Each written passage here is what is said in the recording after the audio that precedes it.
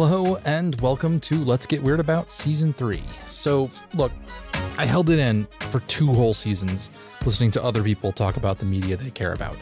And I can't do it anymore. I can't hold it in. There's my willpower is gone. So this season, it's time for me to get weird about things. Join us tonight with our guest Justen and Jess as we talk about Demolition Man.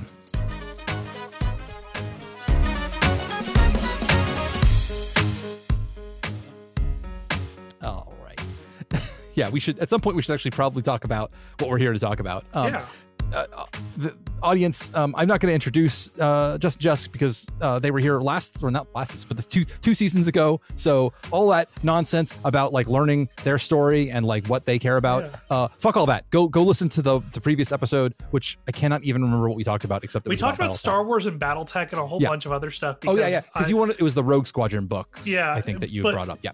Having a conversation with me is just like that. It's like going down the start of a choose your own adventure novel. No, it's great. That's how all these go. The thing is, this is the first episode of season 3, and the narrative for season 3 is that finally I am gonna fucking talk about the things I want to talk about. So this is the season where Scott gets weird about shit. So Justen has been nice enough to a movie that that actually is not a formative media for me, but I saw I think the first time I saw it was last year or something, like 2 years ago maybe.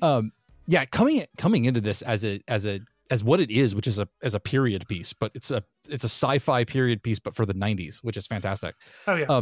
I am like the 90s sci-fi, like I'm like the left I mean I am a left-hander, but I'm like the left-handed reliever they call it as a specialist, which is now dead in baseball. So we will give Demolition Man is a fucking it's a little bit weird to explain because this movie is, if you describe it as it actually, like if you read the Wikipedia article for it, you do not get the tone, because this is like, it starts off super fucking serious sounding about like there are hostages taken by a madman, and you got the one lone cop who has to go in and save them, and there's a big explosion, and then it turns out that, oh no, the hostages were in the building, and so he and the criminal are both cryogenically frozen and brought back into the future, or 32 years down the line in a new society. Far distant year of 2032. Yeah. And then, one of these guys is off on a rampage, and now we have to bring back the only cop who can stop him. But the thing is, this movie is fucking ridiculous. This movie is. Yeah, it is not serious. It's not taking itself seriously kind of at any point, which I think is its saving grace. I think if this movie thought anything like high-minded about itself, it would fall so goddamn flat, because it's really dumb.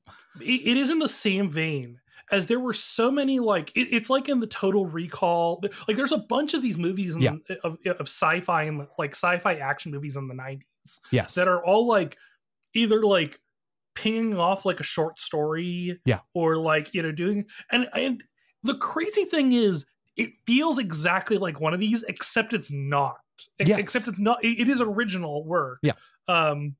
So this was a spec script written by just like a scriptwriter who sold it around, and then it got completely rewritten once they got Sly Stallone in to actually, so like they were kind of writing it to him, which is, I think, really obvious once you get into the script, because the main character, John Spartan, this one thing I will say, the names in this fucking movie are great. We've got John Spartan and Simon Phoenix are great action names and great gay porn star names. Yes. Well, I mean, like there's... Are those a circle? I mean, like that Venn diagram might actually be a circle. It's like there is like a section of each that does not, but they're close. Yeah, that's a big overlap. Just really good, really great names. This was a very early vehicle for Wesley Snipes as Simon Phoenix. Yeah. He had not done a lot before this. This was kind of a breakout role for him. This was also very early in Sandra Bullock's career. She had not done a ton before this. So she's kind of an up and coming star for this, but it really is like, this movie was fitted around Sly Stallone like a suit. Like they really set this movie up to be just like a Sylvester Stallone movie, vehicle for him. I was thinking about it as I was watching it, and I'm like, because the thing is, I mean, we all love Rocky, but Sylvester Stallone isn't really an actor, like mostly. I think he has characters that he performs well in. Yes. I mean, and like, but he has not. I can't slot him. I was talking about this because on our show we have like, I know that guy, and like we celebrate the character actor. Yes. Yeah. Like I have a whole spiel that I'm going to go about in our next episode about Renee Auberjonois. Yeah. Who is just. I mean, like maybe the perfect ideal of an actor, in my opinion. Yeah. But Sly Stallone is always playing Sly Stallone. Yeah, he just like has gotten good at doing the thing that he does. Yes. Probably, I'm having a hard time thinking of another actor who is more God. Like he just like tried to put all of his specialization points into being a particular kind of guy. Like there are definitely people who fall down that same vein. Brian Blessed, especially in his later years, was always Brian Blessed. Yeah. Even like in the action genre, the action hero genre, especially in the 90s, like they're all kind of doing that. Arnold Schwarzenegger is very much doing that. But I think that like of all of those options, I think Stallone might be the one who is doing it like the most rigidly. I don't see as much range on him. Yeah. Overall. I mean, like the only other actor who I would say is always playing themselves is Jackie Chan, but Jackie Chan is doing it in like a whole other way. No, because he most of the time when you see an American Jackie Chan movie, you're like, yeah, exactly. Yes, yeah. But there was the one that I was really impressed with his performance in The Foreigner, where he takes a serious role and he's like, Chinese special forces guy, and it's not like a Jackie Chan movie. Like it's not sold as it's not like the genre of Jackie Chan movie that we know where it's kind of funny and there's lots of action. It's just like it's like Taken, like they play it super straight and serious. And he does an absolutely fantastic job in it. That guy's got acting chops. But yeah, I think it's one of those things that like, I don't think this is a fair critique usually, but like, can you forget that this is the actor playing this role? Right. Like for example, to maybe a lesser extent today, Chris Pratt. Oh yeah. I do not think highly of the thespian skills of Chris Pratt. Yeah. And part of that is because Chris Pratt is always playing Chris Pratt. Yeah.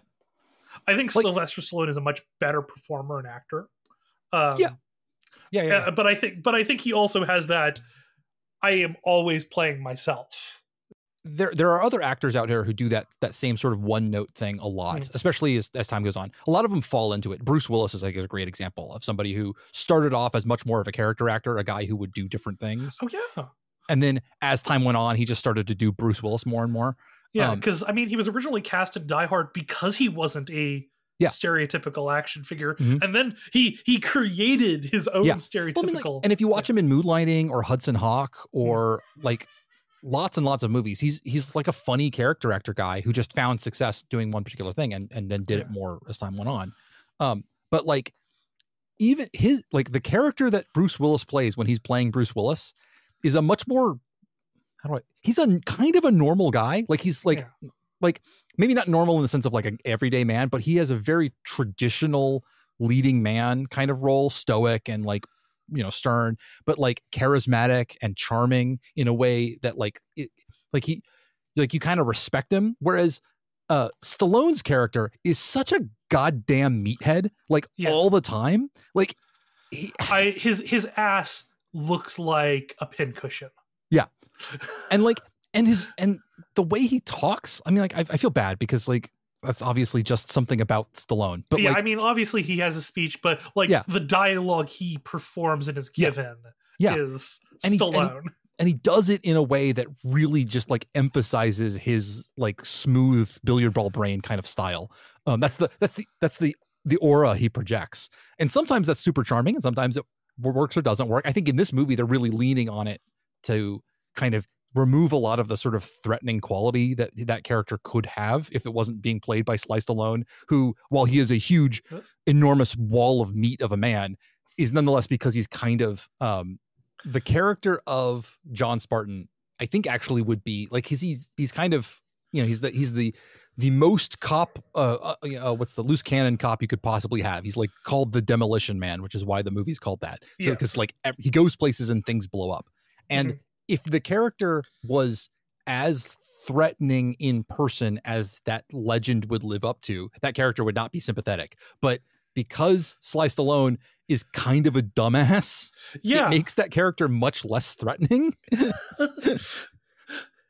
There's also points in this where pre-2000 American sensibilities make this character seem a lot more like sensible and like he seems like the common sense guy. Yeah, right? There's literally a part in the second act of the movie where Fallout cosplayers like come up from the ground, engage in some minor melee combat, and steal food. Yeah, and like it's something as like simple as like, no, we're not gonna like we're not gonna like beat these people and kill them. They're just trying to get food. Right, exactly. Something an actual cop would have no problem doing. It's really so we probably should spend a little bit of time talking about the world of 2032, right? Yes. Because that is as much a character as anything else in this movie. Like, and I was thinking about it, and my initial response when seeing this world, which is sort of it's a very clean, nanny state, kind of soft version of the world. And my first instinct was to say, oh, this is a conservative dystopia, right? Like this is the version of the world that happens if the liberals take over, right? Yes. My one of the jokes I have in my notes for this is this movie is saved from the fact that the word woke is not in anybody's vocabulary. The one thing that I think redeems it is that like the other side of things is also kind of fucking ridiculous. Like he inexplicably got Dennis Leary to be the like rebellion hero who's like not charming at all.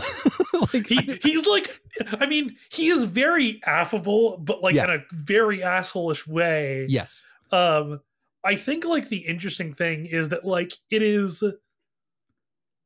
the thing that I think like sort of saves this movie is that it is not human beings or like it's not the government is trying to like police everything out. It is it is the people in power are trying to take away the means with which you even have your little rebellions. Yes. And I also think that one of the other saving graces of this movie is that to me it came off surprisingly anti-capitalist. Yes, like very much. The like woke dystopia is actually also like a leftist watching this movie would also be like, yes, this is a like the neoliberal dystopia, right? Full of like the only survivor of the franchise wars being, depending on which version of the movie you're watching, either Taco Bell or Pizza Hut, and that being quote unquote the only restaurant. All restaurants are now Taco Bell / Pizza Hut. And like even possibly the best bit in the whole movie is the swearing system. Because like this is an R-rated movie back when you could still make R-rated movies. And whenever anybody fucking says a swear word, you have a little like thing that goes off and it's like, you have been charged 1 demerit. Like from an artistic standpoint, the fact that they like apart from like the last like 20 minutes of the movie, the fact that it always happens is like the fact that they commit to this bit so hard. Even in the bit where like Sylvester Stallone has a gun on John Cocteau, the like big bad evil villain of the movie, and when he swears, you just hear it going off in the background. It is such a good bit. It is the funniest thing. And I love it to death. But even that, it's like, the thing I kept reminding of is like the way that like swear words, which are like not objectionable to adults, nonetheless get censored out of a lot of media because it makes it less advertiser friendly. That feels like a very capitalist message rather than like a woke message. Because like woke people don't give a shit about swear words. They don't care, but they do. But like corporations and advertisers absolutely do. Yeah. And it's like, it's honestly like a lot of it sort of like it speaks to me of like the sanitization of the internet. Yes. Done in a large part by payment processors. Yes. Like, you know, like specifically like MasterCard. Yes. Is like, we refuse to do anything related to. You can't show female presenting nipples. Therefore, you need to take it off of all of your social media sites. Yeah. And so, you know, it's like doing stuff like that. That's what it feels like more to me. Like, and not, you can't cuss anymore because woke. Yes. And even down to the point where, like, this isn't called out in the movie, but it says something about my thought process that at the sex scene of the movie, when Stallone and Sandra Bullock are about to bone down, and she put on an out Oculus Rift headset. Yeah. And I will say this. The one reading of that, as you can say, is like, oh, like the corporations have even taken away like the natural joys and given us instead a thing that can be sold to you instead, like this box, right? That's not called out in the movie at all, but that was like, I'm like, oh yeah, there's a reading here that you could do this. That being said, we here at Library of Cursed Knowledge are pro sex toy. Fuck the man, but fuck yourself. Anyway. Yes. Okay, so we've talked about Sly Stallone. We've talked a little bit about the world. So the wildest thing is that I read the book in the production section of the Wikipedia article. It mentions offhand that originally, instead of Sandra Bullock, they had Lori Petty. And in fact, into filming, they had Lori Petty for a little while until she broke with the production for creative differences. Okay. Huh. And so, like, there is an alternate reality where Lenina Huxley is Tank Girl. That is so... God. And I am mildly obsessed with what that movie would have looked like. Oh yeah. Because like I will not deride Sandra Bullock's performance in this. She's very charming. I think she's one of the best parts of the movie. Yeah, she's fantastic. You know, when she's on screen, it's I love watching her. But there's definitely something to be said for the fact that I have never seen Sandra Bullock in a role where I didn't think that she wanted to be liked. I think Sandra Bullock wants you to like her and like her characters. And that's like a thing like deep within Sandra Bullock's core that like she wants to be liked. And I'm pretty sure that Lori Petty doesn't have that. I think she would rather make creative decisions that make you hate her or at least some people hate her. And that would be such a different movie. I'm so interested in what that would look like. Yeah. So, let's see. There's some other interest. Okay, so we haven't talked. We talked a little bit about Wesley Snipes. Have we talked about we haven't talked about who the original casting decision or who Stallone originally wanted for Simon Phoenix. No, I missed that one. Jackie Chan. Oh, that'd have been really interesting. I'd like that movie too. Like, but like apparently the pushback was that Chan turned it down because he thought that there was a trend within Hollywood of taking actors who had played heroes in Hong Kong media, right, and immediately making them like martial arts villains. Yeah. That makes sense. That being said, they ended up with Wesley Snipes, who is I think the best part of this movie. Yeah, like you said that Sandra Bullock is the best part of the movie. Like, no, I think it might be Wesley Snipes. She's one of the best parts of this movie. One of the. I think Wesley Snipes might be the best part of this movie. Oh, he is. Yeah, he's so electric as Simon Phoenix. He is having like, and it's like the Disney villain thing where like you give a guy a one-note character. Like Simon Phoenix is just a baddie. Like he has no motivation beyond being as bad as possible. And then you let the actor go fucking hog wild with it, and he just gets to have as much fun as possible. And it's so much fun to watch. It makes him so like a captivating presence on the screen. And it's helped by the fact that while Stallone is possibly the most, and maybe one of the most no homo actors of the 80s and 90s action boom. Yeah. Wesley Snipes in this film wants to do something even more homoerotic than fuck John Spartan. Yeah, that the interplay between those two, like the incredibly uncomfortable with any like hint that he might be anything other than the most masculine man in the world, and Wesley Snipes running around in his little like overalls. My God, I love making kissy noises. Fit is so good. The fashion choice, like most everybody else is really boring. I think they've got a really good suit for Sandra Bullock, but like most of the rest of the fashion choices in this movie are pretty blasé. They've got like vague. They've got like this like kimono things going on. Yeah, they've got like the kimono thing on. Like the cop uniforms are like. I'm gonna say like. Please, listeners, just shove aside. It's a little fashy, but it's still a good uniform. Yeah. Yeah.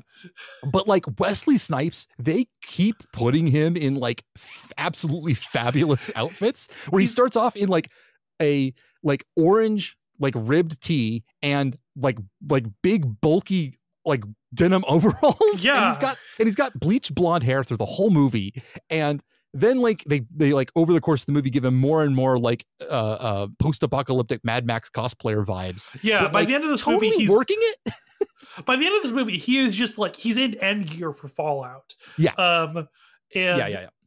And like I saw something here. I have no idea if the timeline fits or anything, but apparently was at least a little like the blonde hair was apparently at least a little bit of an inspiration for Dennis Rodman.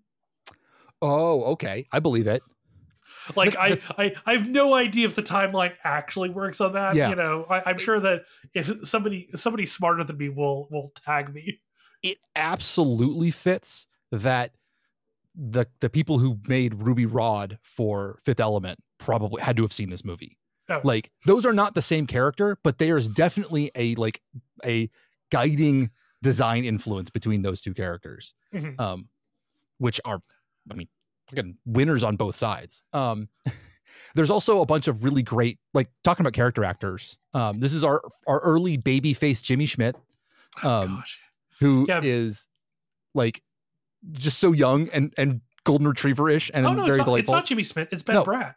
Ben Bratt. Sorry. Yes. Ben Bratt. Excuse me. It is Ben Bratt in the nerdiest he will ever be, because I mean, like, I know him. I've literally known him for like my entire life because of Law and Order. Yes, exactly.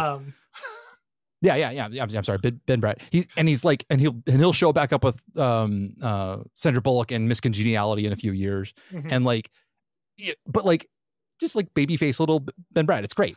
And then the guy whose name escapes me, but he plays the warden in Shawshank Redemption, playing the very stylishly made up character who's like the chief of police with his like round glasses and bald ass head. Bob Gunton. He's great. Yeah. This is not a character actor I would know, but the guy who plays the like the assistant to Cocteau, who like immediately turns sides and is like, I'm like, okay, I will also serve you, Mr. Wesley Snipes. Like, I love that guy. He does such a good little job of being a little weasel. It's perfect. He voiced the mayor in Nightmare Before Christmas. Okay. That's probably that like I'm like trying to think, is there anything he's apparently done a bunch of voice actor stuff, because he's a dude with a signature voice that existed in the 90s, so he hit during that boom.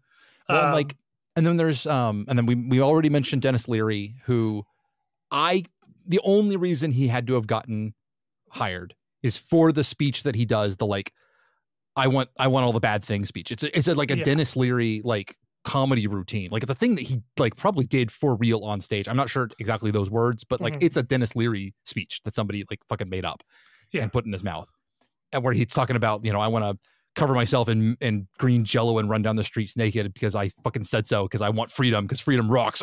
Eagles, all that stuff.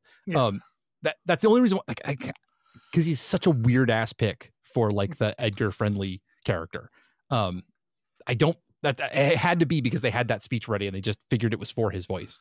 And then very briefly we get to see baby little Jack Black. I had to like look it up because I saw him in the credits and I was like, what? And so I had to look up, and he's like, in the back of a shot. No speaking lines. He's just like one of the guys holding guns who's from like the underground area. But it's like, hey, it's wee little Jack Black from back in the day. There's also another very specific cameo. One of the goons that Wesley Snipes unfreezes, the 38th governor of Minnesota, WWE Hall of Famer Jesse the Body Ventura. And they completely wasted their Jesse the Body Ventura. He is barely in this movie. He shoots Cocteau. That's it. There was a scene. They filmed a scene between Spartan and Jesse Ventura fighting, and they cut it for time. And I'm like, this is the thing. Like, these are the things that make me mad. Because I would like to have that. Yes, please. It's like it would have ruled. Just a complete waste. So let's see, what else have we not yet covered? So yeah, obviously at the end of the day, the John Spartan helps the scraps, they're called, the people from underground who have been pushed out by the polite society to fight back against the against Simon Phoenix and his unthawed goons. And then there's a chase with a fucking muscle car, and like inexplicably like a beautifully restored muscle car that's been underground that they just decided to have for decades. Yeah, for 50 years. And it's like, why is this here? It's never really explained. It's just there. And that is the exact level of like thought process put into most of this movie, is like, they have decided that this would be cool to do, so let's just do it, and we don't have to think too hard about it, I think, which is great. No complaints. They end up back at the Wesley Snipes has one of his goons kill John Cocteau. So one of the things that I think is like this is very 90s. So they have like the cryogenic process is supposed to like, oh, you're going to be frozen. You're not going to know any of it, but we're going to implant stuff in your head so you'll be a contributing member of society when you're free. And under normal circumstances, it would be something inoffensive and useful, like what they do for John Spartan, which is make him a seamstress / knitting person, a textiles like whiz. So he gets out of being frozen and immediately starts knits a cardigan for Lenina Huxley, you know. And they give Simon Phoenix like they give him all the things a GTA character needs. Yes, and they put the like, oh, you can't kill Cocteau. So, yes. I mean, he obviously does the thing that you should always do in this situation is, here, buddy, I thawed you out. You don't have this problem. But then Phoenix makes a deal with Cocteau saying, I'm going to need some assistance. So Cocteau's like, okay, great. And then like has the guys unthawed. And then one of them kills Cocteau, which just proves that Cocteau is a fucking moron. Like that's the immediate, like that is such a first thought you should possibly have is like, hey, I should make sure all of those guys also can't kill me. I think this is something like when he's dealing with Phoenix, he doesn't actually ever actually engage with him on where Phoenix is like, I want these things, as payment for this, and Cocteau is just like, whatever, do it. Yeah, if you wanted to think about this movie in a way that respected it, which I'm not sure that we necessarily do, but it respected its world. But then you would think that maybe Cocteau wasn't the revolutionary, utopian designer that he really, everybody thinks he is. He just sort of lucked into running the society, and he's just kind of a doofus. That's why everything around him is a little bit dumb. The entire prison system is a bit stupid. All of the cops are actually quite ineffectual, you know, and he can't even handle Edgar Friendly because he's actually kind of inept, but he just was in the right place at the right time. my alternative reading of it, in a respect in the movie thing, is that he's such a superior, or not superior, but he thinks he's so superior to these people. That he underestimates the actual capabilities of those around him. Yeah. This movie needs 5% more eugenics to be serious.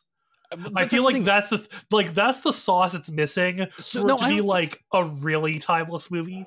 So but that's the thing. I was thinking about this all day because I watched it again I watched it previously a few weeks ago. I watched it again last night, and I kept thinking about because my instinct these days is to script doctor everything. How would I fix this movie? What are the obvious flaws? And every time I think about them, I'm like, I'm not sure that improves this movie. This movie isn't meant to be better. It is kind of beautiful and the mess that it is. Because I was thinking okay, what if I recast Sylvester Stallone as somebody who I liked better? So if it was Bruce Willis, I'm like, well, but Bruce Willis is too serious. Okay, what if it was a comedic actor? Well, but then it doesn't have the same action oeuvre. Okay, well then it's kind of Stallone's the only choice you could do. Similarly, if you really take seriously the social implications of everything that they're doing, then this gets dystopian really quickly, and then the jokes don't work anymore because you're making jokes about a real thing about thought police and stuff versus it's got some of that in there, but I don't know, in a way because it is such a mess, it just kind of all works. And if you pull on the House of Cards too much, it kind of falls apart. I think it was also back in 1996, yeah, you could make a movie like you could sort of get away with making a movie like this. Yeah. Where you had these disparate elements where it is a comedy set in a dystopia. Yeah. But now I think we as script writers and audiences as a whole have gotten brain rotted. A little bit. Yeah. Where you can't show the bad thing without saying it's bad, implicit, like without looking at the screen and saying it's bad. I saw, this is complete tangent, but I saw the most brain rotted take I've ever seen that had almost become enlightened. It was great. Are you a Baldur's Gate 3 person yet? Yes. Okay. So it was a Baldur's Gate 3 take, and they're like, I don't understand modern AUs because how does Karlach's heart work if it's in the world? Like, is it a real artificial heart? How does Cazador work? Is Cazador like a CEO because he's got to be like powerful and it's like not really a vampire thing? And then and they're like, it all just falls apart the moment that you take it out of context. And the replies to all of this was like, all of these questions you're raising are rad. Like, those are really good explanations for how you would adapt this into an AU. And the person's like, I was making jokes. I was trying to be like stupid about this whole thing. And everybody's like, but no, that's rad. And I'm like, this is kind of that is something I see so much in a lot of like media critique these days, where you're like, one of the things that is important is to sort of ask the next question. Well, if that was really the case, and we're going to take the presumption of the media that we are, if that was really the case, what would it do? What implications would it have? How would this all really mesh together and work? And that is a lesson that audiences have learned over the last 20 years, mostly from guys who like to actually their way into conversations and win them, which is dumb. But like, oh, well, in reality, that wouldn't work. You'd have to do a thing. And like those guys, like that voice has worked its way into like not just media criticism, but then media production, where like they preemptively a dragon. Was that? In real life, a dragon. Yeah. Like it's one of those things where like the ultimate, any decision that you make is ultimately in service of making the piece of art that you want to make. And if the answer to a question is don't take it too seriously, then that is a valid answer. Like, it comes back to there's a clip that I keep seeing circulated around the internet where Mark Hamill is being interviewed on late night, and he's talking about how he was, it was one of his first movies with Star Wars, and they were filming some scene in like a hallway, and he was like, hey, wait a second, this takes place canonically just after the trash compactor scene, so shouldn't my hair be all like messed up and wet still? And Harrison Ford turns to him and goes, kid, it ain't that kind of movie. If they're looking at your hair, we're in a lot of trouble. And it's like, yes, you have to understand the kind of movie that you're making, and like, just blow dry the guy's hair. It's fine. Nobody's like, don't think that hard about it. I think on one hand, I am somebody who likes asking the next question. And I mean, I've built, I think I've built an online brand about that now. Go listen to the Babylon Project for me attacking three different sci-fi universes. But I am also like part of the generation that was raised on like watching the Sci-Fi Channel, Mystery Science Theater 3000, and there is no healthier phrase in my mind than repeat to yourself, it's just a show, I should really just relax. Yes.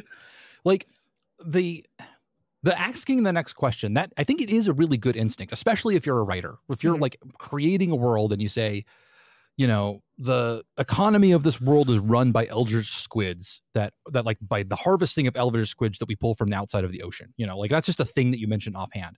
Like, that's the kind of question that you need to ask, like, well, what does that do for, petroleum production? Or what does that do for like what people might refer to various like the gas that's made out of this? Like, what would they call that instead of like squid oil or something like that? You have to, asking those questions are important things.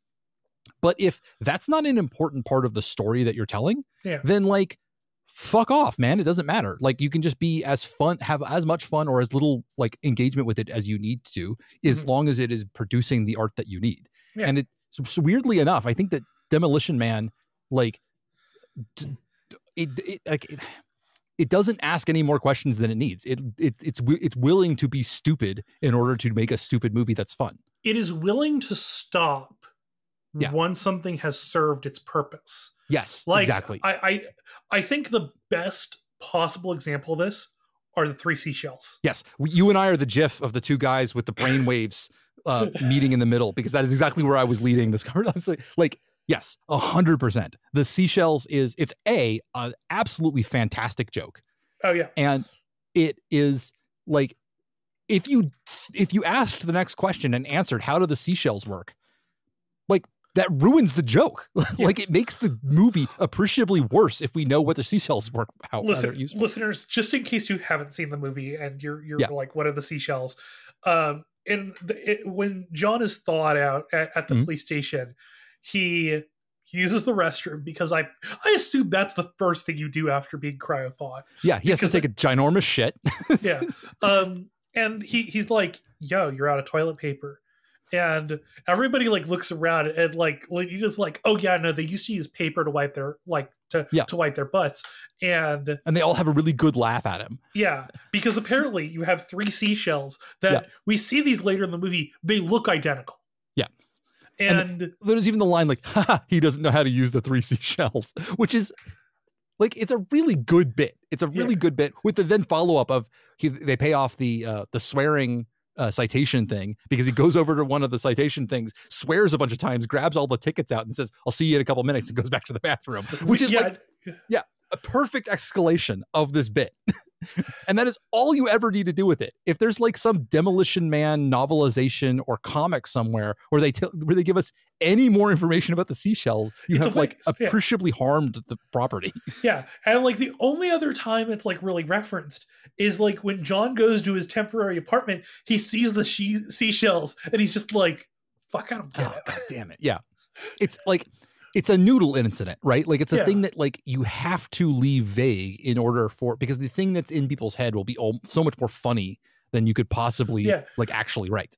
I mean, and like there's no like, and like for me, it's like I don't even imagine an answer for it because it's so absurd. Exactly, that's the point. It's supposed to be like a blue screen moment of like, how does it like what?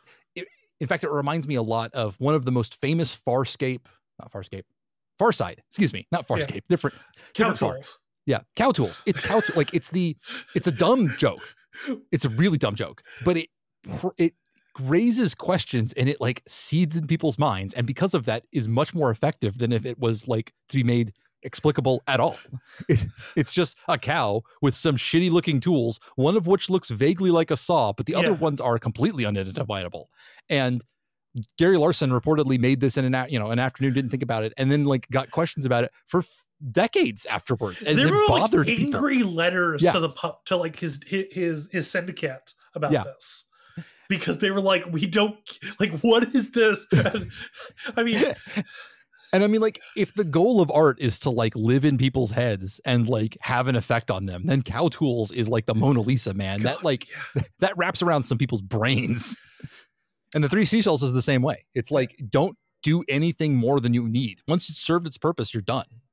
Okay. Is there anything else we want to talk to you about? I want to talk. You had the tangent with the guy's name, right? Yes. So, okay, we've entered in Justen goes down weird rabbit holes territory. Yeah. Let's fucking go. Please do. So there is a list of cryo prisoners. Yes. That is listed when Simon Phoenix breaks out. Yeah. One of those is Scott Peterson. Oh, listeners, if you Dilbert guy, what? No. So no, guy who killed his wife, right? Yes. So in 2000, this would have been 2003, I think. Yeah. There was an infamous and this happened locally in San Francisco. So this was literally on the news every day. Yes. It was really publicized at the time. Yeah. Of a sensationalist. Pregnant woman goes missing. Her husband is immediately the suspect, and like he was seeing another woman while his wife was like very pregnant, and eventually, and also like immediately after her death acts the most suspicious any person has ever acted, to immediately like dyes his hair and like tries to leave the state and stuff, and like eventually they find a body. Yeah. Which they confirm is hers, and like they find an unborn child, and you know they convict him. I looked into this because I hadn't heard about him in like 18 years. Yeah. But he is sitting in prison for life now. He was on death row, but he got moved off of it, and I guess I guess he's on an appeal now at the Innocence Project. And sure, I don't presume to know anything about that, but it was insane because this movie came out 7 years before. This movie is weirdly prescient. Like its approach of like, let's throw shit at the wall about the future. Yeah. And like kind of how close it got. Like there's a Schwarzenegger presidential library joke. Yes. Which again is hilarious. Time was just because like Schwarzenegger was the other muscly action star who might have been in this movie, and they had decided to make a joke about it. Like he was a he was a political guy. Had he married? He'd been married to Maria for like 10 years at that point. Yeah. Schwarzenegger's wife was a Kennedy. Yeah, exactly. So it's like not completely out of the realm of possibility, but like the fact that they make a joke about him being president and then he would later go on to be governor of California is like, it's just a little too like, man, that's okay. If that was the only thing that they got right, that would be nothing. But like, they also got like their version of like voice recognition is actually not too far off from what we've ended up with now. Do you want to assign a coroner is the most Siri thing I have ever heard. Yes, exactly. Like the weird ass computer that runs the police station is like if Siri or Alexa was the computer for a police department, and it has that same sort of cadence to it. It's very strange. They've all got, there's like little tablets that the guys are carrying around that are voice activated and like give them back Siri instructions. Yeah. The electric self-driving cars are not a million miles away from Teslas. Like they in fact were a real car. Yeah. Yes, they were. And at one point, Simon Phoenix drives up in this little 3-wheeled vehicle, and he like pops the top off. That is a real ass vehicle. That was a real electric. Like I think it was actually a gas powered thing. And the whole thing was about like, it would lean into turns and stuff. I remember seeing it on one of the Discovery Channel. These are the technologies of the future shows that I was obsessed with when I was 12 or 13 or whatever, and that was on of them. It's like, they really did. The production design did a good job of, without spending too much money, getting stuff to look futuristic. It was pretty great. What else? I think there was something else too. I have a funny one about sorry, go ahead. Yeah. The other thing was production. As somebody living in a post-pandemic world, seeing all of the people do the contactless high five, instead of a handshake maneuver, which is, in this case, they were saying, well, it's because like AIDS got really bad and therefore people like removed all human contact. But I'm like, that's not a million miles away from where we are. We're like where we were like in 2021, where I'm high-fiving people with my elbow. Yeah, exactly. It was like, it's not right, but it's closer than a lot of other like sci-fi got. In terms of like props and stuff. Yeah. Like when Phoenix goes to a museum to get guns, yes, and he immediately is like, "Wait a minute, I'm in the future. Where are the phasers?" Yes, and the gun he gets, yes, which is a magnetic accelerator. Like it's a magnetic accelerator in the universe. Yes, but it's actually a real a prop of a real firearm. It's a Heckler & Koch G11. Yes, which is. We're gonna get nerdy here about guns for a minute, okay? We've been nerdy for like an hour. No, but it's about guns, and people get weird about those occasionally. Yeah. But anyways, G11 is like, it's a future gun. Yeah. In fact, it was so futuristic that the German government did not buy it. Yes. Because it used caseless ammunition. Mm-hmm. And like the inside, if you look it up sometime, the inside of those things are like a Swiss clockwork mechanism. Oh yeah, it's insane. Incredibly complex. Yeah, they're insane. Yeah. And like, the two things that basically caused it not to get into like mainstream production was it required too much work for the average soldier to maintain, and Germany unified.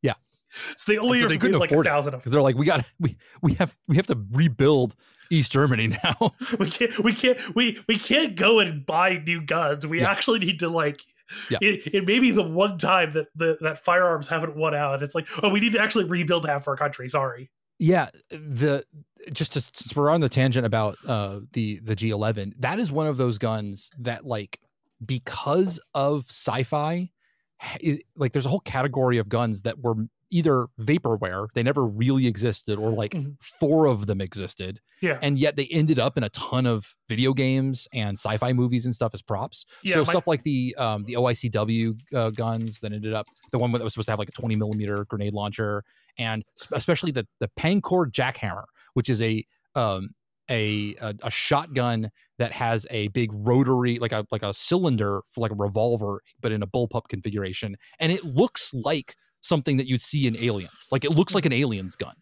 And my favorite of these is the Walther 2000, which is a bullpup sniper rifle that appeared in like one James Bond film, and is it's simultaneously the coolest and wackiest gun that exists. It's like a future gun that still has wooden furniture. So it's and those were used by the internal police for Germany for a while after the Berlin incident. That was why it was created. And so that one actually went into production, but there are like, I don't know, 200 of them or something. But yet, like, you'll see them, they show up in Equilibrium as a gun that, like, a guy inexplicably cocks, despite he grabs the foregrip and like cocks it like it's a shotgun. Sorry. One of my favorite moments in cinema history is when, like, people like do something that just doesn't make any sense. God, I probably should have put Equilibrium on this list, because I could talk about that fucking movie for a while. But yeah, like, if you are like myself and Justin, that you get a little bit geeky about guns, I would behoove you to spend a little bit of time on the Internet Movie Firearms Database, a peek into the alternate world of gun nut people, which is it's like viewing outsider art.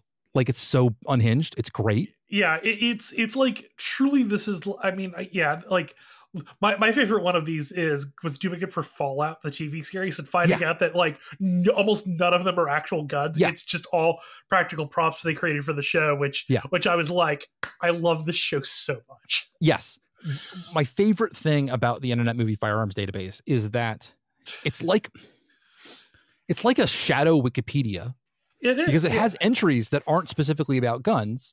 They'll have things about the movies and they'll have the guns in them. Okay, that makes sense. But they'll have, like, pages for actors. And then they'll have a list of all of the guns this actor has ever been seen holding. Funny. It is so weird.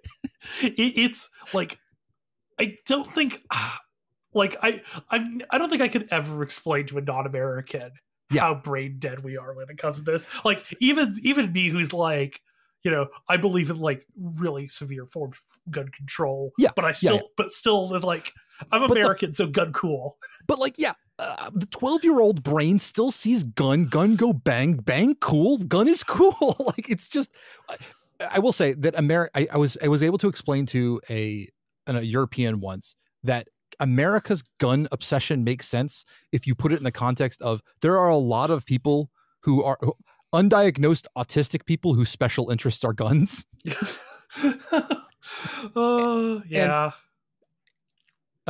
Dystopian version of that is there's also the Internet Movie Car Database, which doesn't have quite so much on it, but does, like, it's literally like, what is that car? I'm going to go to that page for a tiny B movie that nobody has ever seen, and it will have exhaustively listed every single vehicle that appears for any amount of time.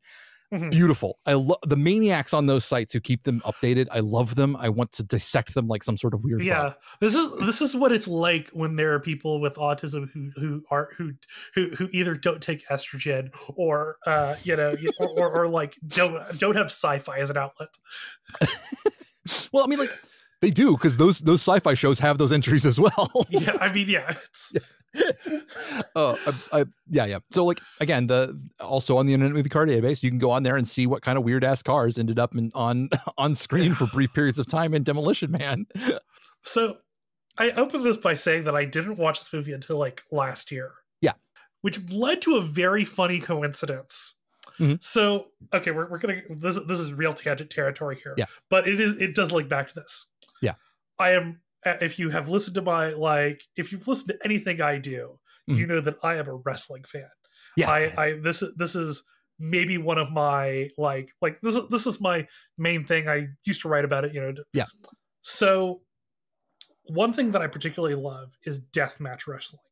Okay. Deathmatch wrestling is a like, I do not recommend it for most people, but Sure. it is a sicko part of my brain that I love. Yeah. There is a sort of king of American deathmatch wrestling. His name is Nick Gage. He has in fact, like, part of the legend is he spent time in prison. He has in fact died in the ring. Yeah. He was legally dead for like a minute before being resuscitated. And part of his entrance is like being introduced as the leader of that murder, death, kill gang. and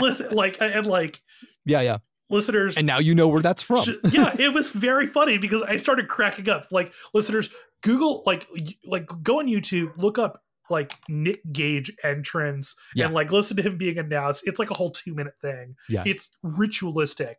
And the funny fact that like part of this comes from Demolition Man. In the like, murder, death, kill is the most unserious phrase on this planet. Yeah, it's specifically there to be funny because like it has to be like repeated in different synonyms so that people understand how dangerous. Like, yeah, that's great. I love that. It's so insane. I'm like, I think like I saw it like when I was like house sitting for somebody. So I was like, I think I was like, I'd taken some gummies.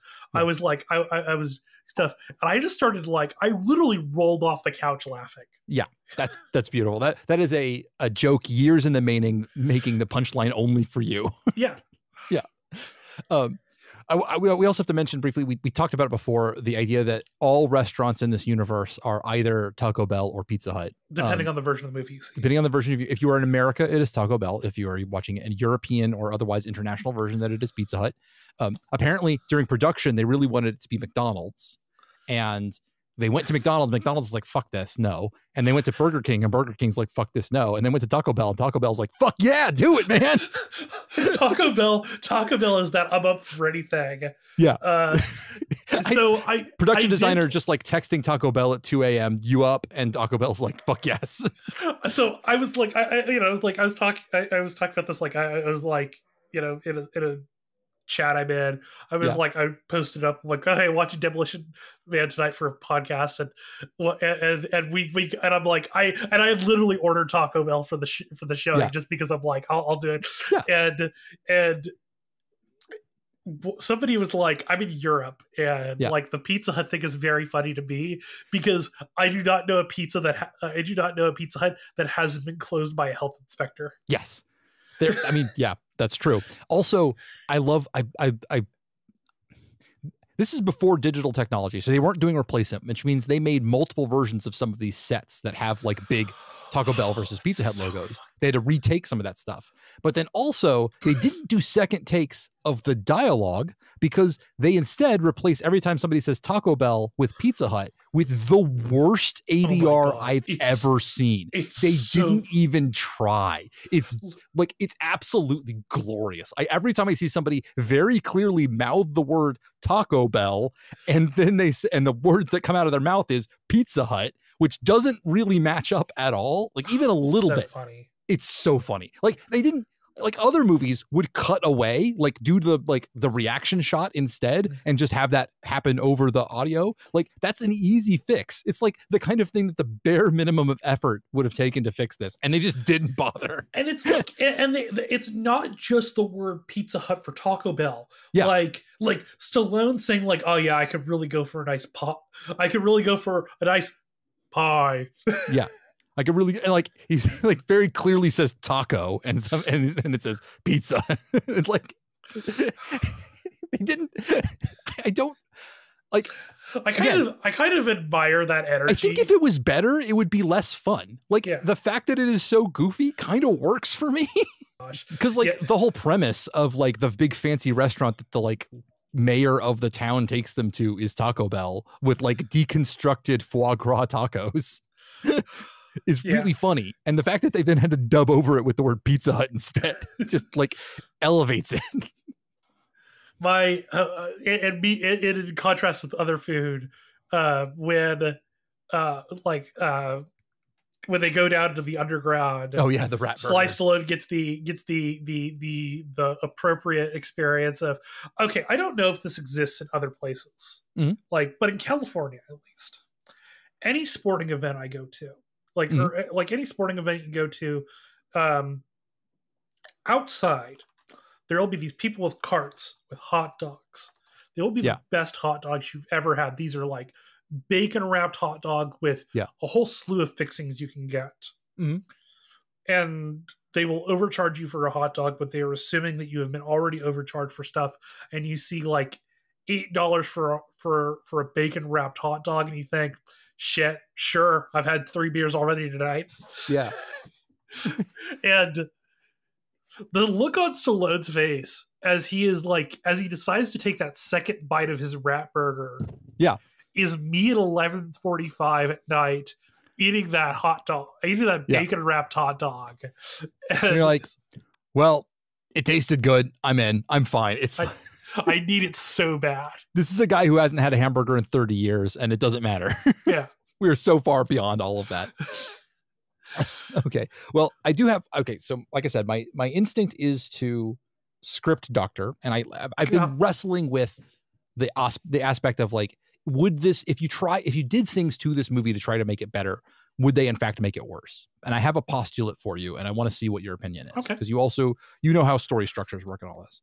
And the thing that bothers me as I was thinking about this movie is that John Spartan has absolutely no arc in this movie, right?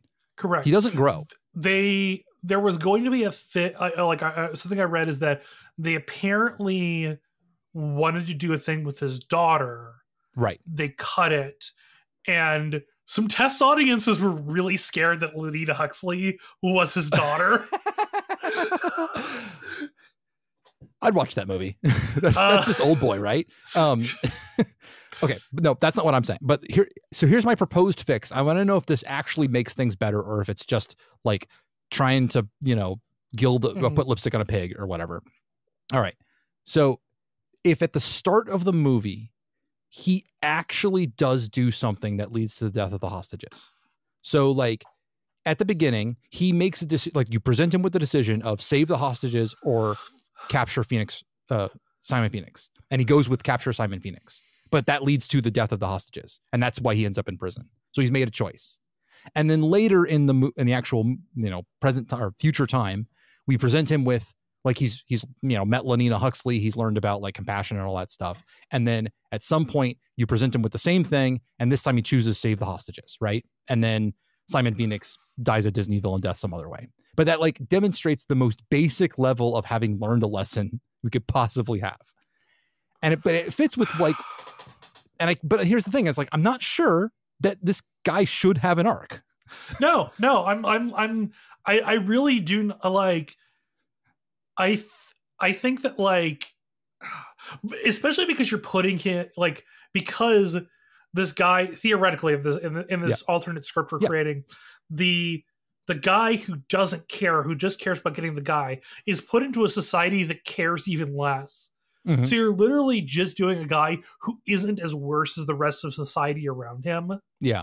And doesn't have any like actual weight, like doesn't have anybody who's actually influencing him beyond his surroundings. And I don't think that works. I think that like takes it away. It also would lose you the best line read in the entire movie, where he's carrying a little girl and the reporter is like, hey, John Spartan, how do you feel about causing $20 million worth of damage for a girl whose ransom was only $25,000? And the little girl goes, fuck you, lady. Yeah. Best line read in the whole movie. I'll stand by it. That kid earned their daily minimum. I think there are ways you could make this a better movie. Mm-hmm. But I don't think it's in Stallone and John Spartan. Yeah, maybe. I think the core. I think the ways you could improve this movie are in like the little spaces. Sure. Like okay. I think you could maybe make some choices with world building that could like, if you wanted to try to maybe say something with this movie, you could do that. Which this movie does not really. I think you could try to do that. I think there is almost nothing you can do with the core duo of Phoenix and Spartan. Yeah. That could make this movie better because they're cartoon characters, right? Yeah, they're like it is like Roadrunner and Coyote levels of cartoon character. Yeah. Where Stallone is like dealing with the batshit world around him, and Simon Phoenix here is a terrible goose who wants to cause problems on purpose. Yes. And that is all there is to him. Yeah.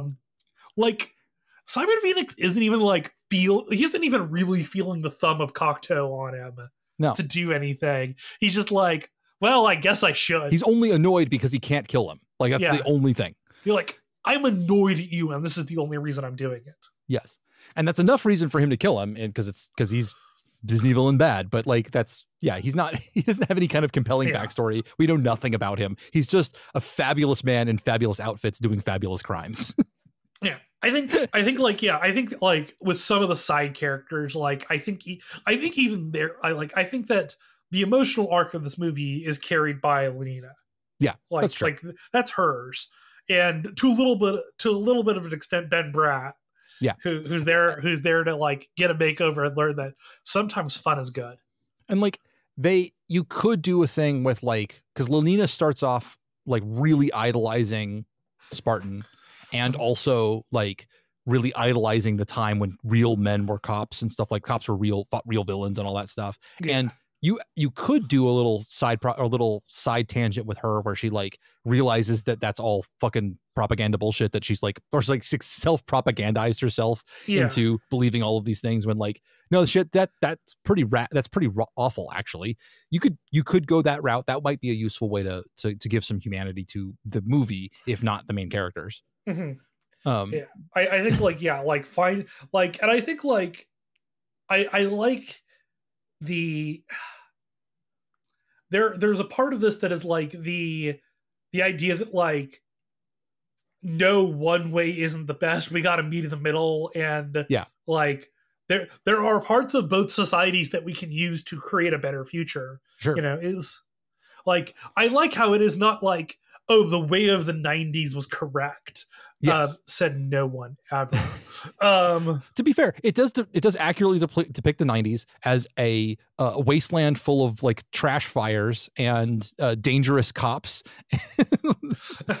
who do not care about people. Yeah, that makes sense. Yeah, probably. Also, I want to say something that is like that is very funny and also like incredibly racist. Oh, sure. Okay. Is that like the AI that they get to predict Simon Phoenix's next move is that it's like, oh, he's gonna cook up a drug lab. Oh yeah. Which I'm like, shit, really? Yeah. They definitely have not solved racism, or like the bias in AI is actually, hey, it managed to predict another thing, racial bias in AI. I do think that like one of the better like sort of bits of like this is that like this dystopia is not actually focused on solving any problems beyond outlier violence. Yeah. But it just keeps encroaching on that to prevent any form of expression. Yeah. Well, and doesn't actually seek to make people's lives better. Exactly. And it also is very much like concerned with appearances, right? Like it's about the appearance of safety and normalcy, and shoving those things underground doesn't actually solve them, right? Mm-hmm. Like the most we see the normal cops do in this movie is get beat up by Simon Phoenix and complain about graffiti.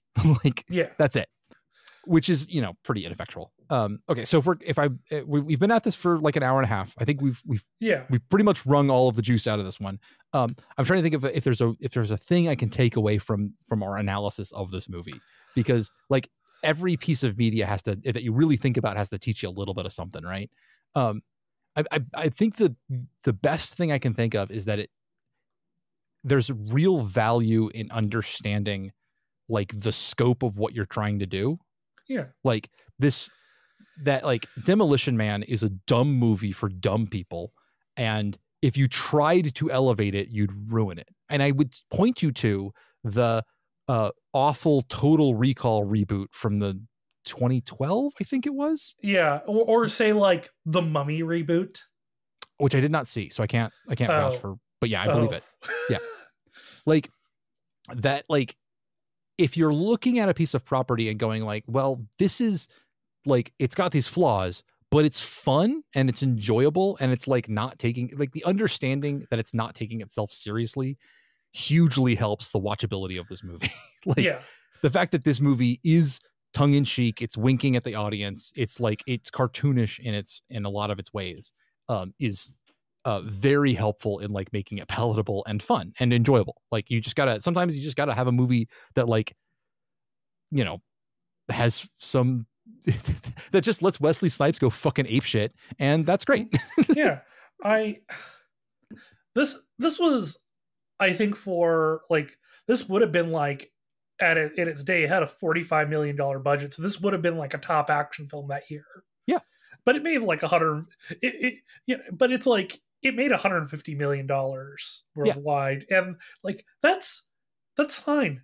It's, I think it's like, remember when movies used to be like enjoyable and, you know, like you didn't have to roll into the next one, or it could just be a fun distraction for an hour and a half. And then you could watch it repeated with the swear words cut out inexplicably on cable for years. Incidentally, I just now remembering the first time I ever saw this movie was on, you know, some cable channel where they had dubbed over all of the swear words, and it like kind of ruins the bit. Yeah, it ruins the joke. Yeah. But now looking back is extremely funny. Listening to the TV dub version of this movie where like all of the swear words have been dubbed over with like less offensive ones while they're making jokes about censorship of swear words.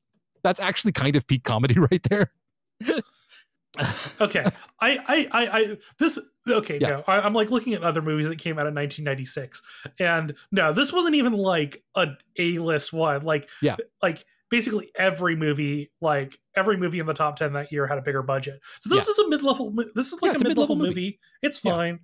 Yeah. You know, I mean, God, 1996. Okay, I'm just looking at like the top 4 movies, which are Independence Day, Twister, Mission Impossible, and The Rock. 4, I would say, like, that is 4 locks for much better movies. But but it's like, this is remember when we used to make, like, as a society, we made, you know, movies that you could watch and that you didn't have to. Yeah, I think this is like, I think the thing I take away from this is that, man, movies are good. I think my hot take is that, like, this is maybe one of the better movies of the Stallone Schwarzenegger rivalry. I when you said that in our messages, and my takeaway from that was I need to watch The Last Action Hero again because I haven't seen it in a really long time. I think it could beat this one, but this is a really good contender, and it has the advantage of never having gotten a stupid reboot that ruined everything. Like, you know, this isn't Total Recall. And that being said, the Dredd remake, the reboot thing was fucking fantastic. That has the same, actually, that feels more like this movie than any other like thing in the last 20 years. Like that sort of like, it's not taking itself seriously. It knows where it's like it knows where its bread is buttered, is like that, like it's just kind of a dumb action movie that's going to be cartoonish. So I will say that, like, I think that this is me because I'm like specifically clued in on 2000 AD a little bit.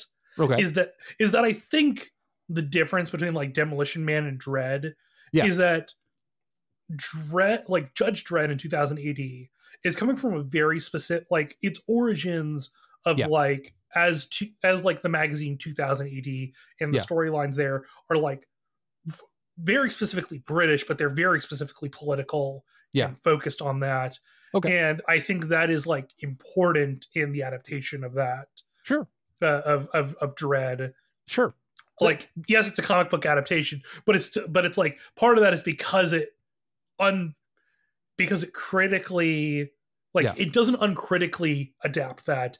It takes the things that are interesting about Judge Dredd and like artistically applies that. So I think there's maybe a little more artistic care. Okay. But I believe you. Yeah. Not having that context, Dredd reminded me a lot of this sort of like kind of head empty, thoughts gone, you know, DVD logo bouncing around inside my head kind of movie. But very fun. Liked it a lot. But not a thinker. But if there's context from that I'm missing, I will totally cop to that. Yeah. I think overall, but yeah, it's like it is. It's interesting because I'm like the only other like I like because it was like 86 to like 98 or so of like their big rivalry where they were the two dudes in American film.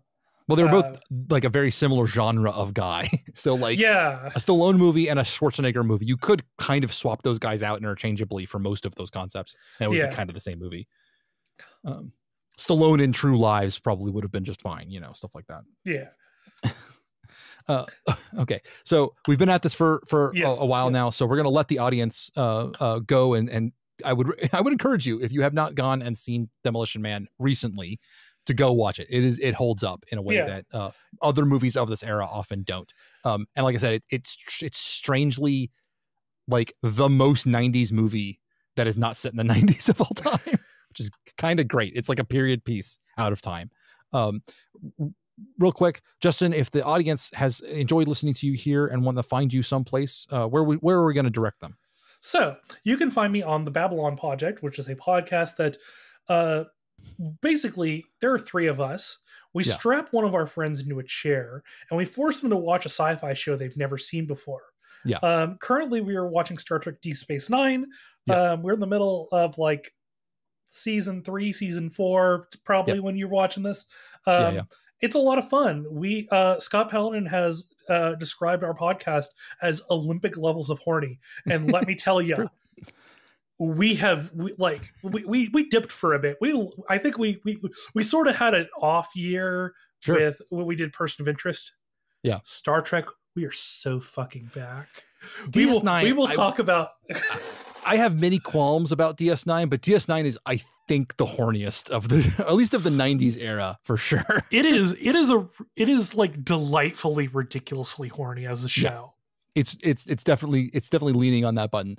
So I will include some links in the show notes where you can head on and find those. And just in case you missed it out, they're doing DS9 right now. Previous to that was Person of Interest, and previous to that was Babylon 5. So there's lots of great content there if you guys want to go do an archive bench. Yes, so, we are a very bingeable podcast. Yeah, excellent. All right, well, we will catch y'all again sometime in the later. This series doesn't have a schedule or anything, so it's just when I edit the next one. So bye-bye.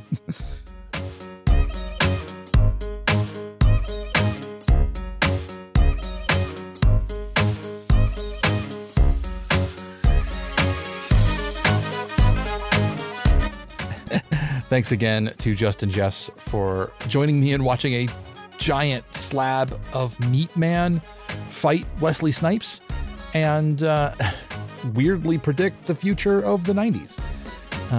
If you want to learn more about our guest, you can head on over to the show notes. I'll have some links down there. And if you want to hang around next week, we will be talking about The Man from Earth with Anna. Let's Get Weird About is a production of the Library of Cursed Knowledge.